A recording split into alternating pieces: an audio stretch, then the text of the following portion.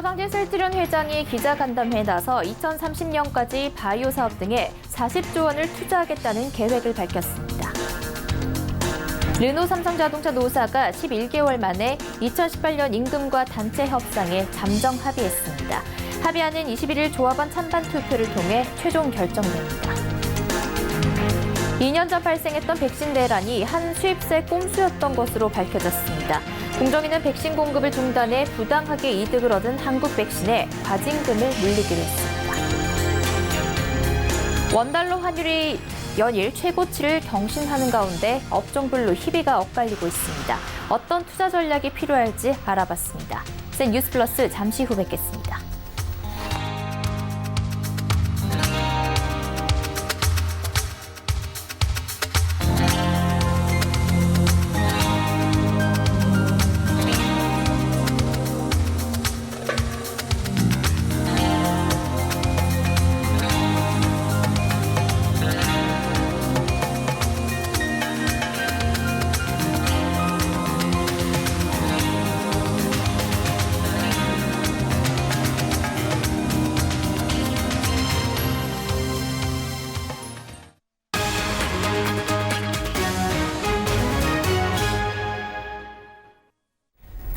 시청자 여러분 안녕하십니까? 센 뉴스 플러스 양한나입니다.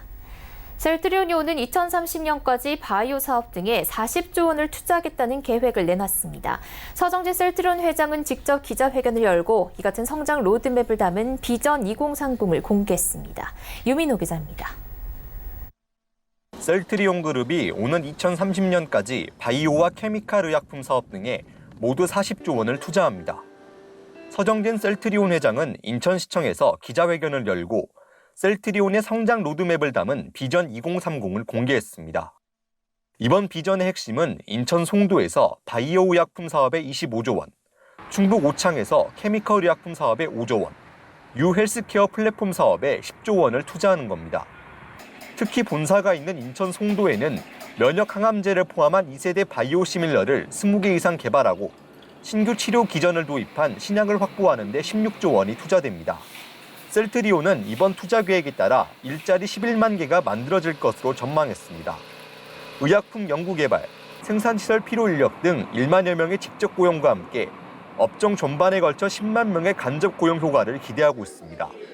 서 회장은 셀트리온 그룹은 국내 바이오 제약 산업을 이끄는 기업으로서 막중한 책임감을 느낀다며 국가의 헬스케어 산업 경쟁력을 강화하고 비전을 제시할 수 있는 사업을 중점적으로 진행할 것이라고 밝혔습니다.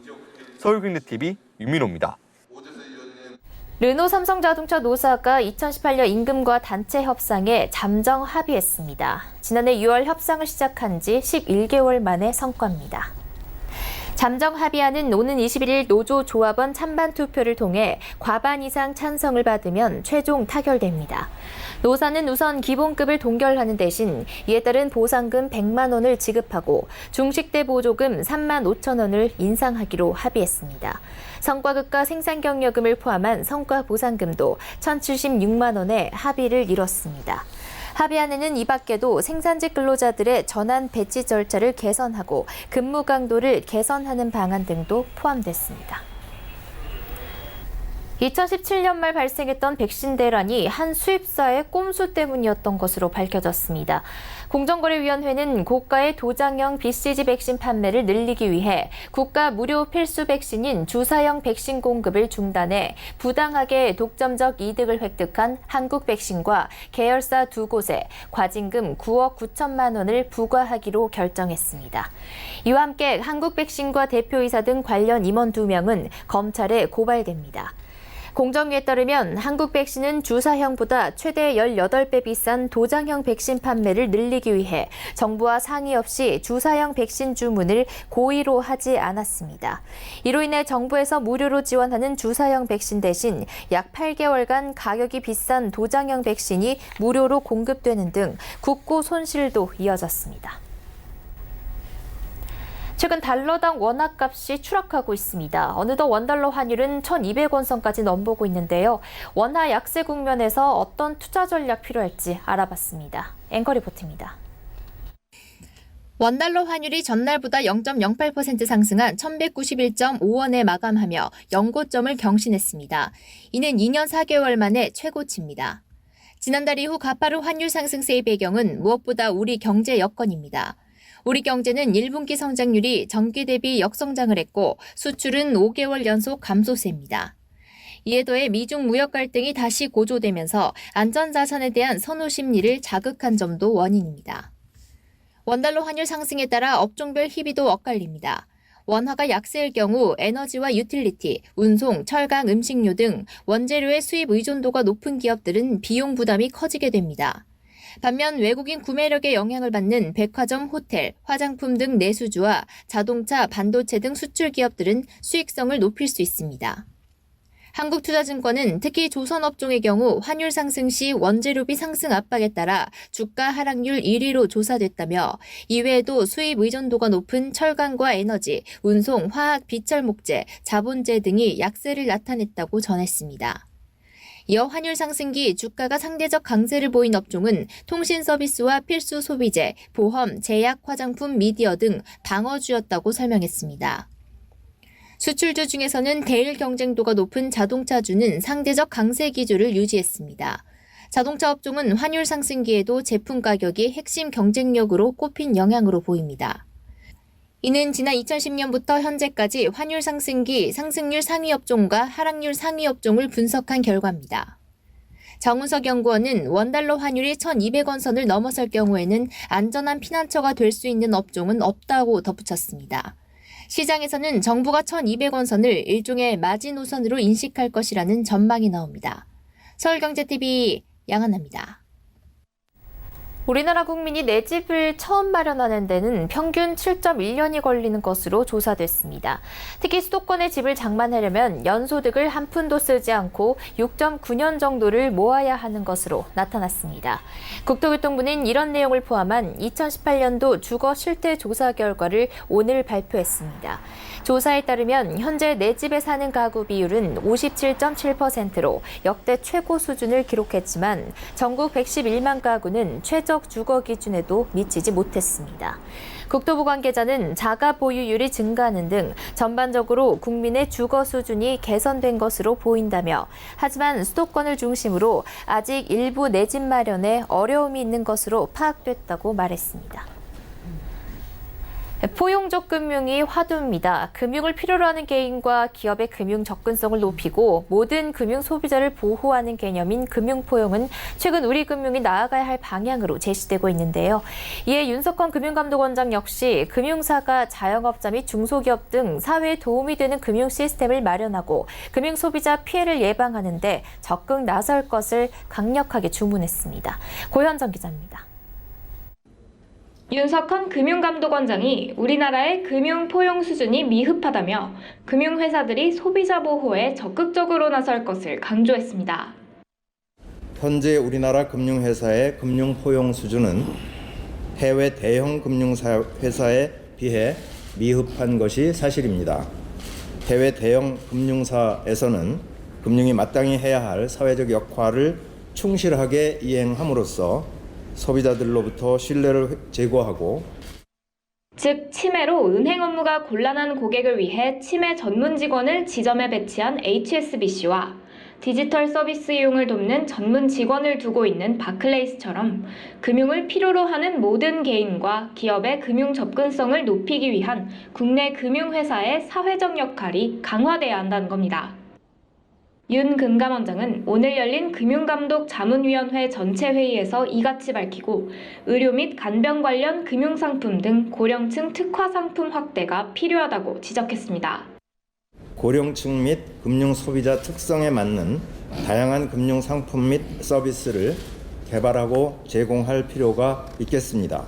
예컨대 주택연금 상품과 보험 상품을 연계하여 고령층이 보유한 실물 자산의 유동화를 지원하거나 또 영세 자영업자의 어려움을 해소하기 위해 은행뿐 아니라 지역에 특화된 서민금융기관이 적극 나서야 한다고 강조했습니다. 금감원은 앞으로 소비자 피해를 줄이기 위해 민원 처리 과정에서 파악된 불합리한 사안을 금융당국의 감독, 검사 업무에 반영하겠다는 계획을 밝혔습니다. 특히 금융 관련 주요 분쟁에 적극 대응하고 사후 구제 절차를 내실화하기 위해 총력을 다한다는 방침입니다. 윤 원장은 소비자 보호가 미흡한 금융회사를 엄격하게 지도하는 감독 규율과 시장이 금융 포용 수준을 평가하는 시장 규율을 병행하는 감독 체계를 구축할 것이라고 밝혔습니다. 한편 이날 회의 직후 윤석헌 금감원장은 키코 피해 기업들이 분쟁 조정을 신청한 것에 대해 6월 초쯤 분쟁조정위원회를 시작하려고 한다고 말했습니다. 서울경제TV 고현정입니다. 어제부터 이틀간 진행된 서울포럼 2019가 조금 전 성황리에 막을 내렸습니다. 서울경제신문이 주최하고 서울경제TV가 주관한 올해 서울포럼은 다시 기초과학이다를 주제로 했습니다. 제2의 스티븐 호킹이라 불리는 카를로 로벨리 교수 등 세계적 석학들의 강연을 통해 한국 경제가 고민하고 있는 4차 산업혁명에 대한 해법이 모색됐습니다. 김혜영 기자입니다. 서울포럼 2019의 미래산업의 근간인 기초과학 분야의 석학들이 총 집합했습니다. 기조 강연에 나선 카를로 로벨리 교수는 혁신성장이 뿌리는 기초과학이라고 말합니다. 제2의 스티븐 호킹으로 불리는 그는 자동차와 스마트폰, 그 안에 들어가는 반도체까지도 대부분의 산업에서 사용하는 모든 기술이 기초과학을 기반으로 한다며 기초과학의 중요성을 강조했습니다. What exactly I believe is needed to foster fundamental science and basic science in a country. No doubt, basic science, as everybody is saying, is at the basic of technology. It is the tip of the arrow, the driving force of the development of knowledge. 그는 기초과학 교육에 대해 느린 탐구의 미학을 제시했습니다. 실패를 거듭하며 진로 전환에 대해 끊임없이 방황할 수 있는 환경이 조성돼야 하고 이를 통해 천천히 탐구하는 방법을 익혀야만 다양한 분야에 접목 가능한 성과를 낼 수 있다는 겁니다. 이와 함께 생각의 탄생의 저자인 로버트 루트번스타인 미시간대 교수는 과학적 사고에 대한 생각 훈련법을 소개했습니다. 이어 열린 세션에선 로버트 싱어 하워드 휴스 의학연구소 선임연구원 등 세계 싱크탱크 관계자들이 둘러앉아 보다 본질적인 국내 기초과학 시장을 만들기 위한 연구 환경의 문제점과 대안을 모색했습니다. 이틀간 펼쳐진 이번 서울포럼은 대한민국의 중장기적인 성장을 위한 방향성을 제시했다는 평가와 함께 성황리에 막을 내렸습니다. 한편 이틀에 걸쳐 열린 이번 포럼에는 문희상 국회의장과 유영민 과기부 장관, 나경원 자유한국당 원내대표와 이인영 더불어민주당 원내대표 등이 참석했습니다. 서울경제TV 김혜영입니다. 오늘 폐막한 서울포럼에서는 로버트 루트번스타인 미시간대 교수가 특별 연사로 나서 주목받았습니다. 루트번스타인 교수는 강연을 통해 호기심을 가지고 좋은 질문을 하는 게 중요하다고 강조했습니다. 이소연 기자입니다. 서울포럼 마지막 날인 오늘 본격적인 프로그램 진행에 앞서 특별한 연사가 무대 위로 올랐습니다. 생각의 탄생 저서로 유명한 로버트 루트번스타인 미시간 주립대학교 교수가 그 주인공이었습니다. 호기심의 중요성을 강조한 루트번스타인 교수는 아인슈타인, 윌터 길버트 등 다양한 과학자들의 사례를 들기도 했습니다. 특히 그는 해답이 아닌 질문을 찾는 게 진짜 과학이라며 이를 위해 다양한 분야에 대한 학습이 바탕이 돼야 한다고 강조했습니다. Questioning the key skill for developing curiosity or basic research. So Dr. Einstein, he said he had no special talents compared to anyone else he knew except one thing, which is that he was passionately curious. 다양한 분야에 흥미를 두라고 조언한 루트번스타인 교수. 그는 노벨상 수상자들이 다른 과학자들에 비해 15에서 25배 이상 그림이나 음악 등 예술에 흥미를 가졌다는 분석을 제시하기도 했습니다. 뿐만 아니라 강연 이후 이어진 질의응답에서 관련 질문이 나오자 흥미의 범위와 깊이에는 특정한 방안이 있는 것은 아니라며 자신에게 필요한 것과 흥미의 깊이는 자신만의 것을 설정하라고 답했습니다. 서울경제TV 이소연입니다.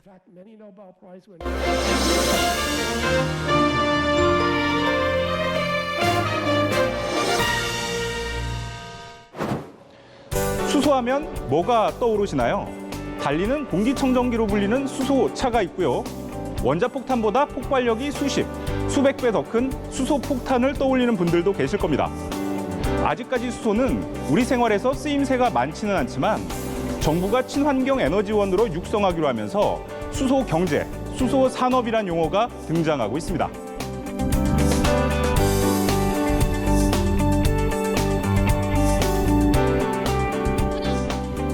정부는 지난 1월 수소경제 활성화 로드맵을 내놓고 수소경제를 혁신성장의 새로운 성장 동력으로 키우기로 했습니다. 2040년까지 수소차 620만 대를 생산하고 수소 충전소도 1,200곳을 구축합니다. 여기에 버스와 택시 등 수소를 연료로 한 대중교통도 확대됩니다. 자동차 외에도 선박, 열차, 건설기계 등으로 수소 활용을 확대해 나간다는 계획입니다. 이를 위해선 경제적이고 안정적인 수소 생산과 공급 시스템이 필요합니다. 지난달 26일 한국가스공사는 미래 저탄소 친환경 에너지 시대를 이끌고 수소 경제를 활성화하기 위해 수소 사업 추진 로드맵을 내놨습니다. 2030년까지 총 4조 7천억 원을 신규 투자하고 일자리도 5만 개 만든다는 계획입니다. 가스공사는 이미 전국 4,854km에 달하는 천연가스 배관망과 공급관리소 인프라를 갖추고 있습니다. 이를 기반으로 2022년까지 주요 거점 도시에 수소 배관을 설치하고 2025년까지 광역권 배관망 구축을 완료할 예정입니다. 2030년까지 수소 생산 시설도 25개를 마련할 예정입니다. 전국의 각 지점에서 그 일부 설비를 갖다가 추가를 한다면 그 옆에 이제 수소 계질기라고 하는데 그분들을 생산 그 설비를 갖다가 구축을 한다면 전국 어디서나 수소를 추출해서 근거리에 공급할 수 있다는 장점이 있어요. 가스공사는 수소경제 성패가 초기 시장 형성에 달려있다고 판단하고 있습니다. 현재 미국과 일본, 호주 등 국가별로 수소경제 경쟁이 치열하지만 아직 초기 단계인 만큼 새 판을 돋는 게 중요하다는 겁니다. 이를 위해 수소운송, 유통부문 인프라 선제 구축, 수소산업의 상업적 기반 조성, 수소산업 전 밸류체인의 기술 자립 실현, 선진국 수준의 안전관리체계 조기 확립 등 4대 추진 방향을 설정하고 정부와 함께 세부 추진 계획을 구체화한다는 방침입니다. 수소경제는 자동차, 선박 등 수송 분야와 전기, 열 생산 등 에너지 분야까지 새로운 시장과 산업 창출이 가능합니다. 특히 수소 자체로도 하나의 에너지원인데 천연가스에서 수소를 추출하고 남은 탄소도 자원화가 가능한 겁니다. 천연가스가 탄소하고 수소로 구성이 돼 있거든요. 근데 수소를 빼면 탄소가 남거든요. 결국은 탄소를 포집해서 저장을 하든지 다른 데 이용하든지 아니면 다른 연료로 바꾸든지 하는 그런 개발이 지금 상당 부분 진행이 돼 있고요. 2040년쯤 예상되는 수소 수요는 340만 톤가량. 이 중 3분의 2는 국내 생산을 통해 공급하고 나머지는 수입해 공급될 것으로 관측됩니다. 이를 위해 가스공사는 2030년까지 해외 제조기지를 확보한다는 방침, 해외에서 들여오는 수소는 발전용 등으로 쓴다는 계획입니다. 지역별로 편차가 큰 수소 가격도 단일 가격으로 공급한다는 방침을 세웠습니다. 현재 수소 가격은 킬로그램당 8,000원에서 만원가량입니다. 울산과 여수 등 석유화학단지가 있는 곳에선 저렴한 상황, 정유 과정에서 부수적으로 수소가 나오기 때문입니다. 하지만 강원도처럼 운송 비용이 들어갈 경우 가격이 올라갑니다. 가스공사의 배관망을 활용해 수소 인프라가 깔리면 전국에서 동일한 가격에 공급할 수 있는 겁니다. 가스공사는 수소 가격을 2030년엔 4,500원에 공급하고 이후 3,000원까지 가격을 인하할 계획입니다. 수소경제 활성화를 위해선 기술 자립도 필요한 상황. 우선 가스공사는 2030년까지 3,000억 원을 투자해 주요 기자재를 국산화하고 수전의 수소 생산 등 미래 핵심 기술을 집중 육성한다는 계획입니다. 수전에는 전기로 물을 분해해 수소를 얻는 기술을 말합니다. 해외 자원 개발을 통해 천연가스를 수입 공급하는 역할에서 수소를 생산 공급하는 등 사업 영역을 확장하고 있는 가스공사. 앞으로 이제 해외 수소 수입을 위한 해외 제조기지뿐만 아니라 그 수소를 추출해서 아니면 생산해서 공급하는 사업 자체를 해외 사업장까지 가져가서 전체적인 수소에 대한 종합적인 그리고 천연가스에 대한 종합적인 망 사업자 그리고 상품에 대한 그 거래 사업자로서 좀 커보려고 그렇게 생각을 합니다. 가스공사는 수소와 물성이 유사한 고압 천연가스 공급 설비를 30년 넘게 운영해온 경험을 바탕으로 안전관리 체계 구축과 안전 관련 국제 표준을 선도해 나간다는 포부입니다. 미래 저탄소 친환경 에너지 시대를 이끌어 나가는 새로운 가스공사의 모습이 기대를 모으고 있습니다. 서울경제TV 정창신입니다. 센 뉴스 플러스 여기까지입니다. 시청해주신 여러분 고맙습니다.